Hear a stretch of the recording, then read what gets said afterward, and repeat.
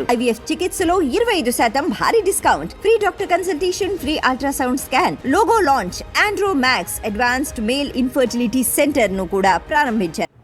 Welcome to పిడిటివి. Telangana రాష్ట్రంలో ఉప ఎన్నికలు రాబోతున్నాయంటే అవుననే అంటున్నారు బీఆర్ఎస్ పార్టీ వర్కింగ్ ప్రెసిడెంట్ అయినటువంటి కేటీఆర్.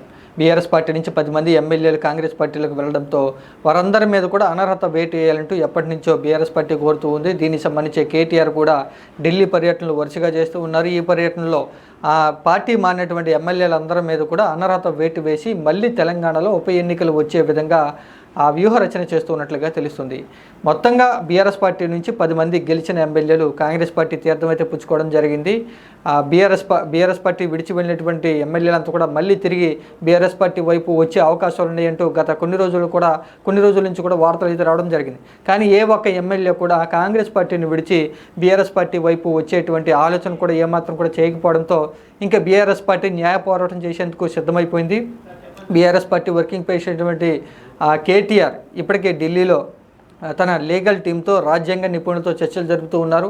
అనర్హత పిటిషన్ వేస్తే ఏ విధంగా ముందుకు వెళ్ళాలి, వేస్తే తీర్పు ఏ విధంగా వచ్చే అవకాశం ఉంది, గతంలో పార్టీ ఫిరాయింపుల విషయం మీద కోర్టులు ఏ విధంగా తీర్పుని ఇచ్చే, రాజ్యాంగబద్ధంగా వెళితే ఎలా ఉంటుంది పరిస్థితి అనేటువంటి విషయం గురించి ఆలోచన చేస్తూ ఉన్నట్లుగా తెలుస్తుంది. మొత్తంగా అనర్హత వేటు వేయించి ఖచ్చితంగా తెలంగాణలో ఉప ఎన్నికలు వచ్చి మేము మళ్ళీ ఘన విజయం సాధిస్తామంటూ కూడా ఏదైతే ఉప ఎన్నికలు జరుగుతున్నాయో ఆ స్థానాల్లో బీఆర్ఎస్ పార్టీ ఘన విజయం సాధిస్తుందంటూ కూడా కేటీఆర్ ఆశాభావం వ్యక్తం చేస్తున్నారు.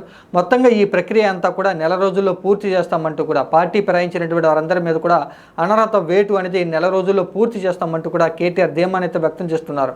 మొత్తంగా పార్టీలో బీఆర్ఎస్ పార్టీ చెందినటువంటి 10 మంది ఎమ్మెల్యేలు కాంగ్రెస్ పార్టీ వైపు మళ్ళడంతో బీఆర్ఎస్ పార్టీ పని అయిపోయిందంటూ తెలంగాణ రాజకీయాల్లో పెద్ద ఎత్తున వార్తలు అయితే వస్తూ ఉన్నాయి.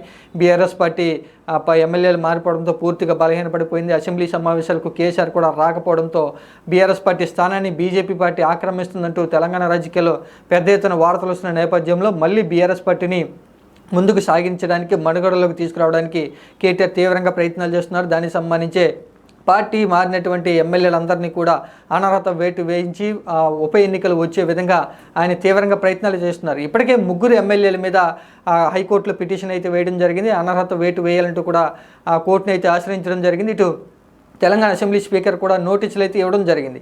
ఇక్కడ హైకోర్టు ఏ విధంగా నిర్ణయం తీసుకుంటుంది అనే విషయం గురించి బీఆర్ఎస్ పార్టీ అయితే ఎదురు చూస్తుంది. అతి త్వరలోనే హైకోర్టు కూడా తన నిర్ణయాన్ని వెల్లడించే అవకాశం ఉంది. కాబట్టి ఒకవేళ హైకోర్టులో బీఆర్ఎస్ పార్టీకి వ్యతిరేకంగా నిర్ణయం వస్తే సుప్రీంకోర్టు వరకు కూడా వెళ్ళి ఆ ఎమ్మెల్యేల మీద ఖచ్చితంగా అనర్హత వేటు వేయిస్తామంటూ కూడా కేటీఆర్ అయితే చెప్తూ ఉన్నారు. తెలంగాణలో మళ్ళీ బీఆర్ఎస్ పార్టీని నిలబెట్టేందుకు కేటీఆర్ తీవ్రంగా ప్రయత్నాలు చేస్తున్న నేపథ్యంలో ఎమ్మెల్యేల మీద అనర్హత వేటు వేయిస్తారా లేదా, రాజకీయంగా ఎలాంటి పరిణామాలు తెలంగాణలో చోటు చేసుకోబోతున్నాయి, కేటీఆర్ చెప్తున్నట్లుగా ఒకవేళ తెలంగాణలో ఉప ఎన్నికలు వస్తే పరిస్థితులు ఏ విధంగా ఉంటాయి అనే విషయం గురించి ప్రస్తుతం తెలంగాణలో పెద్ద ఎత్తున కూడా రాజకీయంగా చర్చ అయితే జరుగుతుంది.